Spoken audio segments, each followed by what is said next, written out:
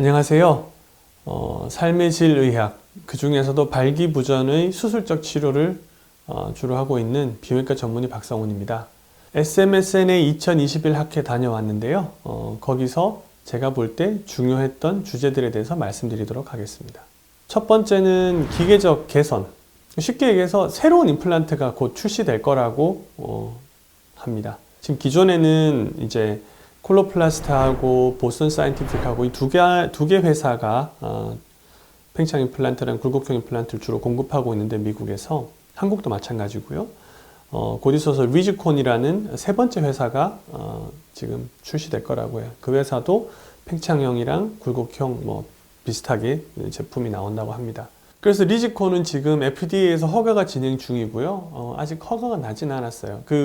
굴곡형은 허가가 났는데 팽창형은 허가가 안 났거든요. 그래서 팽창형 허가가 진행 중인 과정입니다. 더 좋은 임플란트는 없어요. 기존에 콜로플라스랑 보스턴 둘 다 더 좋은 임플란트는 없어요. 각자 장단이 있어요. 교과서적으로 얘기할 때는 97%의 환자들은 양쪽 회사 어느 쪽의 기계를 써도 상관없어요. 근데 3%의 환자들은 각각 이제 콜로플라스면 콜로플라스트, 보스턴이면 보스턴, 그쪽 기계만 써야 되는 경우들이 있는 거예요.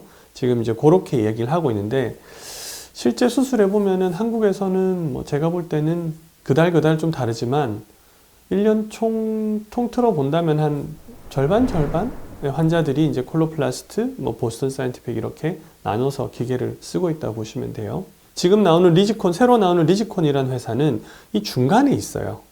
그 사람들이 이제 회사에서 얘기하는 그 기구에 대한 스펙만 보면은, 제가 아직까지 수술을 안 해봐서 모르겠지만은, 실제 만져본 건 아니라 모르겠지만 양쪽 회사의 중간에 있는 기구예요.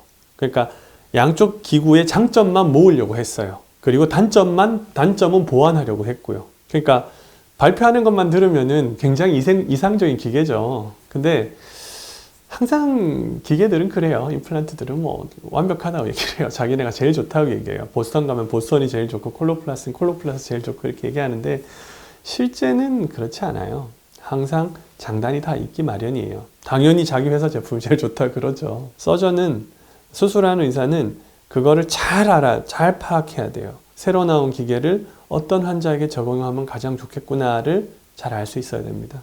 그러려면 당연히 이제 수술한 경험이 좀 필요하겠죠. 그리고 콜로플라스랑 보스턴 사이언티픽 모두 자기네 제품에 있어서 어떠한 기계적인 우리가 이제까지 제한점들, 가령 보스턴 같은 경우에는 펌프가 가끔 가다가 이제 펌프하기 좀 어려운 경우, 아니면은 콜로플라스 같은 경우에는 콜로플라스 같은 경우에도 이제 펌프가 누르기 어렵거나 혹은 물이 잘 안 빠지거나, 양쪽 기계 다 이런 문제가 지금 살짝씩 가끔 생기거든요. 이거는 수술로 교정해야 될 건 아니고 펌프 조작으로 해결해야 될 문제인데, 이런 문제가 생긴 이유가 원터치라는 기능 때문에 그래요.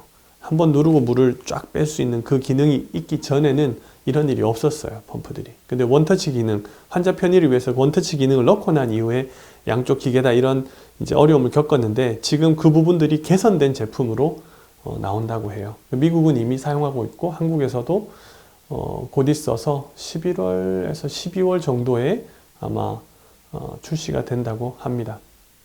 그렇기 때문에 이제 그런 부분에 대한 개선을 자기네가 하고 있다, 그런 얘기가 있었고요. 다른 부분은 특별히 기구에 대한 개선은 얘기는 없었어요. 한 2, 3년 전에는 새로운 굴곡형에 대한 이제 아이디어가 있었어요. 어떤 거냐면 형상기업 합금이에요.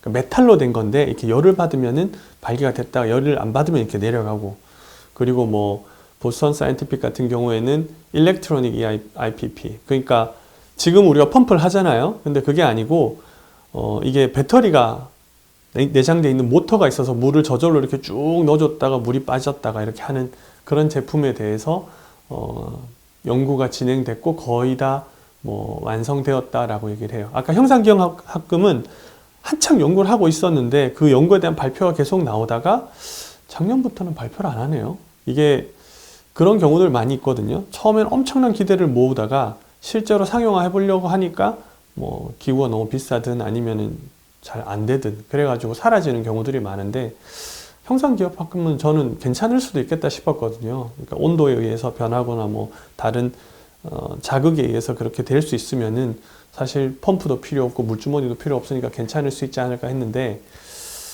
얘기가 없어서 좀 아쉬워요.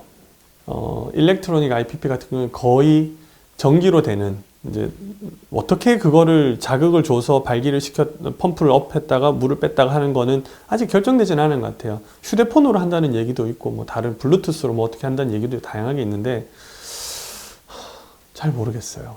배터리 수명에 한계가 있기 때문에 현재까지는 5년 정도 지나면은 뭐 교체해야 된다고 얘기를 해서 그게 과연 괜찮을까? 그거는 나와봐야 알겠죠. 여튼 여기까지가 이번에 학회에서 나왔던 기계적인 개선에 대한 부분이었습니다.